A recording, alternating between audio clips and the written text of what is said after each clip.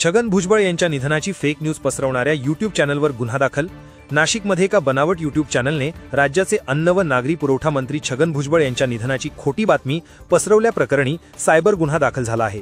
ही घटना डिजिटल युगातील माहितीच्या गैरवापराचे गंभीर उदाहरण म्हणून समोर आली आहे।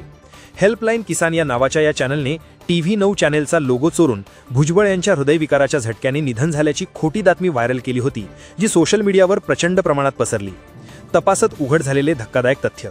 तपासात समोर आलेल्या माहितीनुसार या बनावट चॅनलने गेल्या 2 वर्षात 447हून अधिक व्हिडिओ अपलोड केले असून त्यांना एकूण 35,32,000 हिट्स मिळाले आहेत। विशेष म्हणजे ही खोटी बातमी शनिवारी 28 जून रोजी रात्री 9:30 वाजता अपलोड करण्यात आली होती, जी सुमारे 2 लाख नागरिकांनी पाहिली।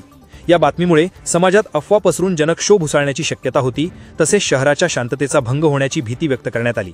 या प्रकरणी नाशिक सायबर पोलिसांनी हेल्पलाईन किसान चॅनल विरुद्ध भारतीय माहिती तंत्रज्ञान कायदा कलम 103, भारतीय ट्रेडमार्क कायदा आणि भादंबी कलम 353(1), 345(3) अंतर्गत गुन्हा दाखल केला आहे। पोलीस आयुक्त संदीप कर्णिक, उपायुक्त किरण कुमार चव्हाण, गुन्हा शाखेचे उपायुक्त प्रशांत बच्छाव आणि सहाय्यक आयुक्त संदीप मिटके यांच्या मार्गदर्शनाखाली सायबरचे वरिष्ठ निरीक्षक सुभाष ढवळे आणि सहाय्यक निरीक्षक सुरेश कोरबू हे तपास करीत आहेत। तसेच यूट्यूबचे मालक मेटा कंपनीकडे चॅनल चालकाची माहिती मागवण्यात आली असून पुढील कारवाई सुरू आहे। अशाच ताज्या आणि महत्त्वपूर्ण घडामोडींसाठी पाहत रहा राष्ट्र सह्याद्री न्यूज। राष्ट्र सह्याद्री न्यूजला लाईक करा, शेअर करा आणि सबस्क्राइब करा।